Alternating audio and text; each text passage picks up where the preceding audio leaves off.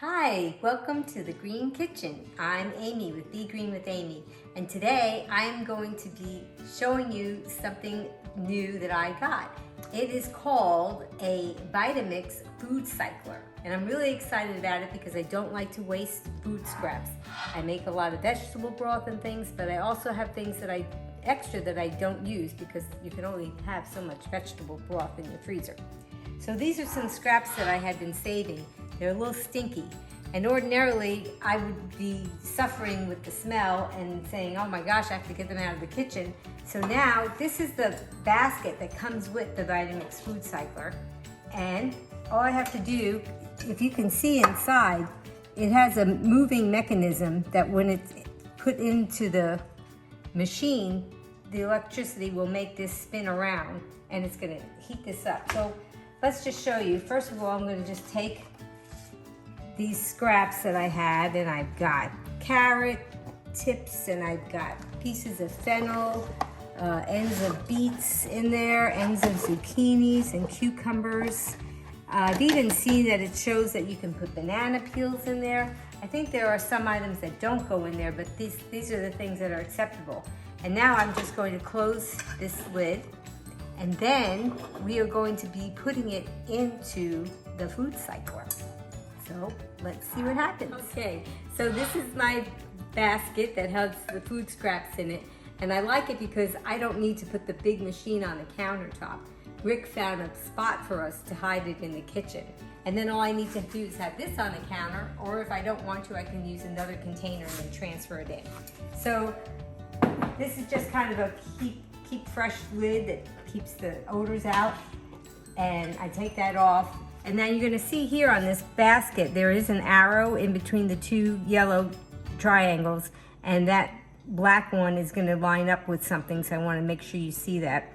So here's the hiding spot back here, and it's right now it's in lock position, and the arrow points to the lock position, so I'm going to just turn it slightly, and now it's in the unlock position. I'm going to take that out, and I'm going to drop this basket in.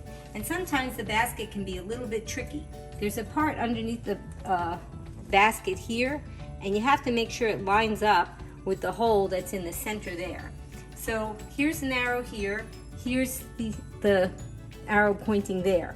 And also on the basket are these metal pieces here, and they're gonna line up with this groove in there, just to show you how it works. Once you do it a few times, it shouldn't be too difficult. So now I've got them lined up there, and you see how it went down all the way? It has to be flush, otherwise it won't close. So if you have trouble closing it, pick it up a couple times and make sure that it is flush. And then I'm going to take my lid, line the triangle up with the unlocked, and now I'm going to do the opposite and just turn it slightly until it's locked. And now I have my power button, and it's going to start drying. And inside there, it's mixing it all around and heating up, and it's going to dry. And then here are the different modes that it's going to be in. So I'm gonna have to come back later when it's ready, and I'll see what it looks like.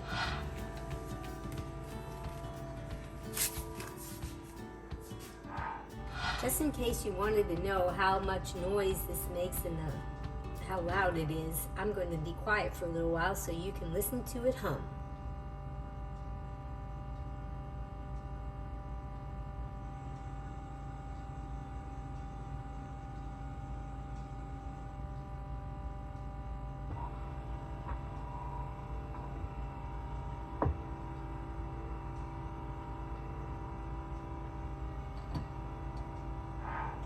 Okay, it's been about an hour and it went into this grinding mode. So I don't know how long this is going to take, but this is what it sounds like. Okay, looks like it's done. Let's check it out. So all I have to do here is I'm going to just turn that back in there, and oh my goodness. Oh, wow. Look at that. So I just can pick up that handle. Oh my gosh. Look at that, guys. That is so cool.